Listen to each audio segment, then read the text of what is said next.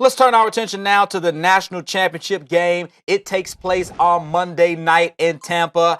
Alabama, number 1. Clemson, number 2. The Tide has won 26 straight games, looking for their 5th national title since 2009. Clemson looking for their first national title since 1981. Of course, this is a rematch, which Alabama won last year. Which team will be more disappointed if they lost, Dylan, the Tide or the Tigers? I can't believe I'm saying this because you've got one team that's a 7-point favorite. So you'd think that if you're favored by a touchdown, even though it's a national championship game, you got one team that's that much better than the other team, they'd be the one that's more disappointed if they lost. But I think in this case, it's actually Clemson that's going to be more disappointed. Explain. First of all, it starts with Deshaun Watson. You don't get a Deshaun Watson to come to your school all the time. This is a guy that's gone to New York a couple years in a row. And you know, once he leaves, it's going to be hard to get back to the top of the mountain and have a chance to win a national championship because he is the leader of this team. Now, beyond that, all year long, from week 3 on, so many of these Clemson Tigers, when asked, we're not shy about telling you, whether it was on our own sister network, Campus Insiders, I've heard it a lot, or the ACC Digital Network. I've heard a lot of these Clemson Tigers make no bones about it. We want Alabama. We want them. We want to, and I'm not trying to say this in a way that's looking past week 4, looking past the regular season, or winning an ACC title. But we want to take every one of those baby steps one by one so that we have an opportunity to play Alabama. And we're rooting for Alabama to run the table in the SEC because we want to see them.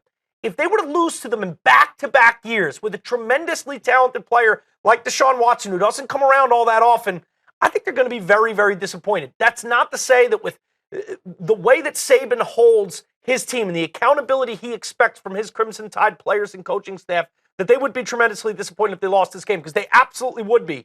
But you have a freshman quarterback. You've got, the window always seems to be open. I don't know that the window's just always open for Clemson. I think with Dabble there and the way they've competed over the last handful of years, they should be there and they should compete among the ACC. But to be a national championship contender for 2 straight years and come away empty, 0 for 2, and the same team getting you, I think they'd be tremendously disappointed. I think they would be disappointed.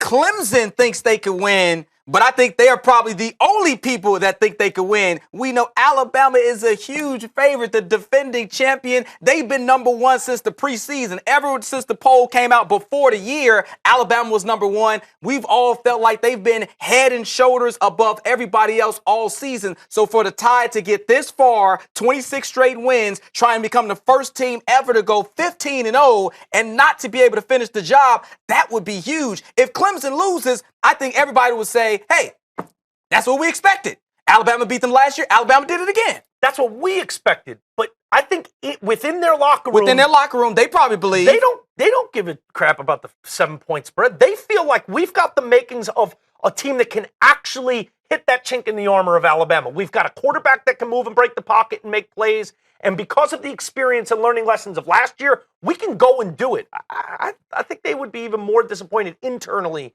maybe not from a media perspective.